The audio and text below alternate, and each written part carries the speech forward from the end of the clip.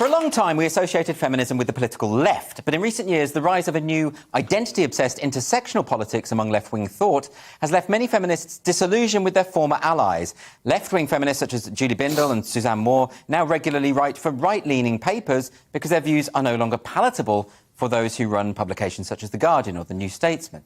Are we seeing a powerful new feminist movement that understands that political differences must take a back seat to the priority of accepting that women's rights depend upon a recognition of biological reality? Well, joining me to discuss this are Caroline Ffiske from Women Uniting, Maya Forstater from Sex Matters, and Heather Binning from the Women's Rights Network. Welcome to the show. Thanks for coming. I want to talk to each of you about these grassroots movements that have been springing up over the past couple of years. Heather, if I can come to you first, this is the Women's Rights Network that you run. Can you tell us about the formation of this? Well, we started just around about 10 months ago, and it was women sitting at their computers reading about this awful stuff that was happening and not being able to do anything about it other than perhaps donate to Maya's crowdfunding campaign and some others. And we started getting together and talking locally, and then that just grew. Very, very fast grew, and we're now in a position where 10 months later we have over 1,000 members. This is Twitter-based only. Yes. In about 63, 64 groups across the UK, all Northern Ireland, Scotland, Wales and England. And we've got a waiting list of about 2,000 people who are not on Twitter, waiting for us to open a non-Twitter platform and integrate them. And what are they want to speak to people. They want to speak to like-minded. What are the main concerns that your members of your group have? There are a whole range of concerns, but it can be boiled down to sex, not gender. Right. Sex matters. Yes. But, you know, some of them are particular because they have children that are caught up in the cult, the social trans aspect of it. Yes. Some have experienced it at work. They're afraid to speak out in work. Perhaps they work in medicine and they can see some awful things happening in medicine and NHS statistics, for instance, and the data they're collecting. Yes. And a lot of people involved in sports, grassroots sports, they're seeing women just completely writing themselves out of because they're up against playing against men and they have no chance of doing that. And similarly, Maya, your group, Sex Matters, and obviously the title says it all, really, and it relates to what Heather was talking about there. So how did this come about? Well, as you know, I lost my job for saying that sex is real. Yes. And took my employer to court. And at the point where I'd won the first part, so I'd won that the belief that sex is real and that sex matters is worthy of respect in a democratic society, which means you shouldn't lose your job for saying this. Seems quite basic, doesn't it? It's really, yeah, you know, the most important thing I've done, and it's just so basic and stupid, really. Yes. But that this needs to be rolled out. You know, it's not enough just to win the principle in court. We have to change this in employers' minds, in schools, in the government, in regulators. We need to get Stonewall out of these organisations, because at the moment these organisations are not listening to what the law says, they're listening to what Stonewall tells them the law is. So Sex Matters was actually formed on the basis of your own experience with this tribunal? Partly, and partly hearing from thousands of other women and men Yes. who are frightened of speaking up at work. Because in your case, it was what was most sinister, I think, was you had to take it higher, didn't you? You had to take it to the appeal courts, because initially the judge had ruled that, well, your view that recognising biological sex isn't worthy of respect. Right, and the judge had relied on this thing called the Equal Treatment Bench Book, which is this, it's not the law, it's guidance for judges about how to run their courtroom. Right. And it's not a bad thing, you know, you need guidance on how to deal with Welsh speakers and people who want to pray, and you know there are lots of things that a judge needs to know about the people that might come into his courtroom, his or her courtroom. But this thing has got bigger and bigger, and the chapter on trans has morphed into this thought control for judges, telling them that they must respect everyone's pronouns, they must enforce everyone's pronouns, which means that you know women who are getting divorced from men who now say they are women are told in the divorce court they must call their husband she. Right. And similarly, you know, criminal cases.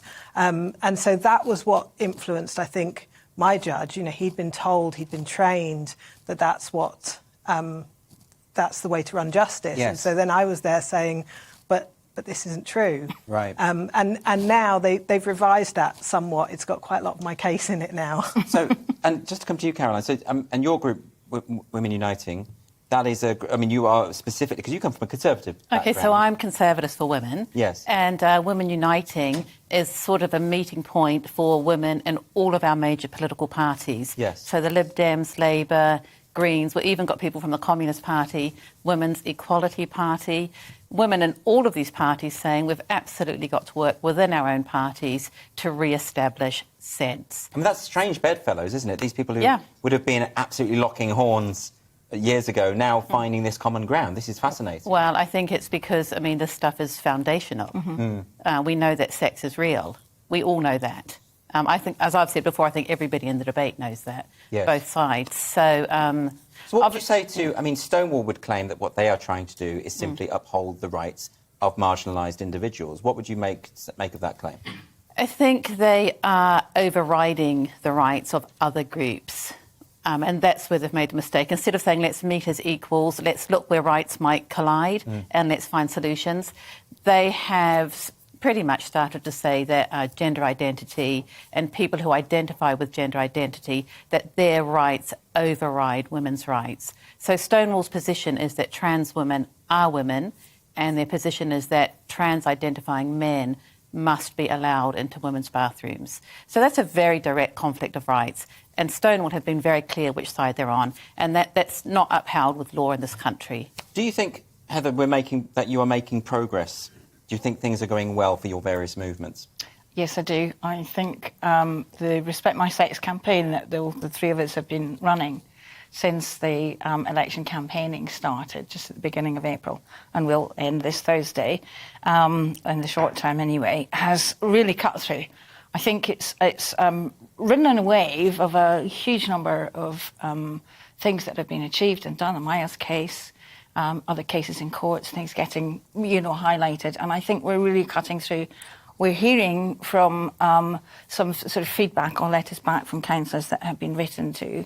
They are now talking about this small minority. So they're kind of now talking about the less than 1% that would actually be transsexuals as we used to know them, rather than the wider just trans umbrella, which covers such a huge number, as Caroline alluded to just now. Yes, so Respect My Sex, this idea, it seems to me to be pivoted specifically towards politicians and saying, well, if you want our vote, you're going to have to respect our rights. Is that the strategy here?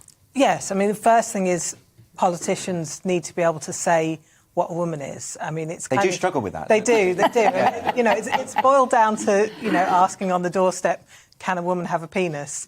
But it's a good conversation starter when they come and knock on the door. That's a nice talking point, yes, I suppose. Yeah. You see them running away. But that's interesting, isn't it? Because it's not that they don't know the answer to the question. It's that they're very obviously terrified to give the answer. Yes, absolutely. But if you can't start with what is a woman and what is a man, then these questions about colliding rights and about sport and about spaces, you can't even start to say, how would you work these out if you've taken the language and if you've made it impossible for anyone to use the language. So I think because they come to your doorstep and they're asking you what do you think, it's an opportunity to say to them, we care about But this. it's not just... do you come from a left-wing background yourself, would you say? I'm politically homeless, I'd say. Politically homeless, right. Because this seems to be a problem in Labour and Conservative amongst politicians generally. This isn't really a partisan thing, I've noticed. I think Conservatives are finding it easier or less scary and less painful to say they know what a woman is. I think we've had one Labour MP this week say he knew what a woman is. Amazing, yeah. Yes, yeah. I know, but, the Labour women, Labour women can't say it. They can't say it. Lib Dems can't say it. Tories are finding it easier, but it's not a partisan thing. It's not even a political thing. It's a technical thing. It's about safeguarding. It's about medicine. It's about children. So it does feel like those ideas are so embedded in institutions. I saw today a post from the National Blood Service or the blood test, and they were talking about how people will be treated in terms of gender identity. But when it comes to medical matters, gender identity is irrelevant, isn't it? By the way, it's dangerous. So it's also dangerous for trans-identifying people. So there are young women who have they're at their local doctors and they've said that they're male, so they're not getting invited for the tests that they should be invited for. Right. So, I mean, the NHS is letting everybody down, but the NHS is letting down trans-identifying people by not accurately sexing them and then dealing with them in the in their real sex. But would it be possible for them to record people's gender identity Yes. as a sort of courtesy, Yeah. but then for also to have to recognise the importance of biological sex? So this is why this debate is so crazy, because I think the solutions are quite straightforward. Sex is real, sex matters throughout your life. But of course, people can be polite, and if you want to identify differently, that can be recorded and people can treat you that way. Yes. Just a broad question, just to finish. Do you think that we are seeing a new feminist movement? Well, because it seems to have spurred on a lot of energy around these discussions. Absolutely, definitely. I would also pick up on the political point from my network. I know that more than 50% of the women in my network were Labour supporters, but they were currently not supporting Labour. Right. Because of this issue. Yes. And, you know, the same with Lib Dems. So really the Conservatives are the only ones that are staying with their own party. Yes. But we're not far-right fundamentalists, you know. We're not weaponising womanhood or whatever they like to. You don't seem that way to me. We just want politicians to be honest, and we all understand that they struggle often, to be honest. But about this, they need to be absolutely honest. Yeah, I do think there's a new women's rights network. I don't think we're going to go away. We're not going to take our eye off the ball again. I would say, I would say we can't lose. So imagine if, you know, I think sometimes you sort of say to people, well, what if we lost this? And we sort of all tried to pretend that sex wasn't real and that women's safe spaces didn't matter and children's safeguarding didn't matter. It would not be a nice world. No. So we must fight this, and we must unite across party and across the political spectrum to, you know, refound ourselves in science, logic, free speech, physical reality. Final word to you, Maya. Yeah, I mean, this hurts men and it hurts women, but it hurts women more. And the willingness to give away women's rights in order to be kind and be fashionable has been shocking. We're not going to lose this again. Well, it's a fascinating conversation. Thanks so much for joining me today, Maya, Heather and Caroline. Thank you.